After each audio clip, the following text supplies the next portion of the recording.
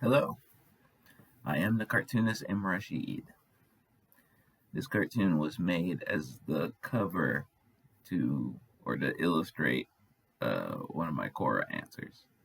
Somebody asked the question, why was it morally wrong to murder and enslave people?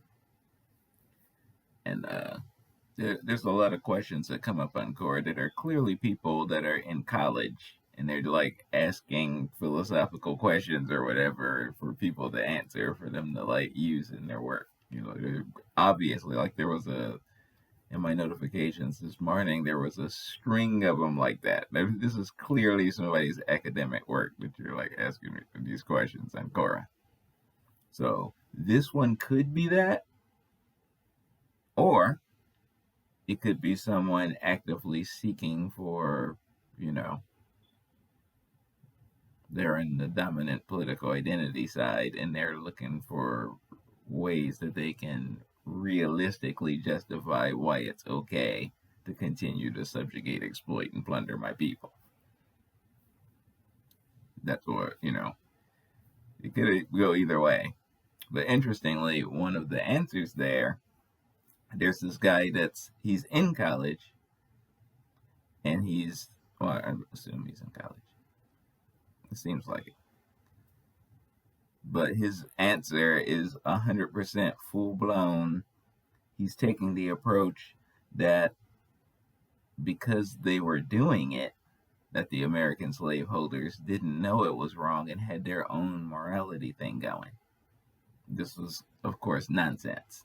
The national argument at the time, driven by the abolitionists, was conflicting the slaveholders through their religion specifically. That's why many of them tried to do the BS, the equivalent of a what do you call it? The deathbed confession. They were trying to do the functional equivalent of that. Raise hell their whole life and then convert at the end when you have your last breath. That's what they were trying to do. So many of them put in their will, and I free all my slaves. They were trying to do it. They clearly knew they were in the wrong. So his whole, who was really wrong, us or them? They were just doing what you do in the time period. BS. They knew it was wrong, and they developed this full fabricated nonsense as to justify why it was okay. Often I will post a meme I made showing the guy. His name was Charles Colcock Jones Jr. He was a pastor, and in 1840 he wrote this book that was like how to instruct Negroes in the religion or something like that. It had that feel to it. But what was interesting is in the beginning of the book, he's explaining that the slaveholders, his peers, did not want to teach the slaves Christianity. They did not. They personally felt it was personally the message of God was empowering. And what did the slave need that for? So that tells you all you need to know about them and their mentality and whether they knew it was right or not. So what Jones did was he like took out, cherry picked out of the Bible and created like a message, a Cliff Notes message of Christianity just for the slaves. Took out anything he felt that the message would be inherently empowering, like he wasn't going nowhere near the Exodus and let my people go and none of that. It was anything he could find, especially from Paul, stuff like you must like give Caesar his due and be kind to your master. Anything that sounded like that, he was filling it up. This is Christianity. Here you go.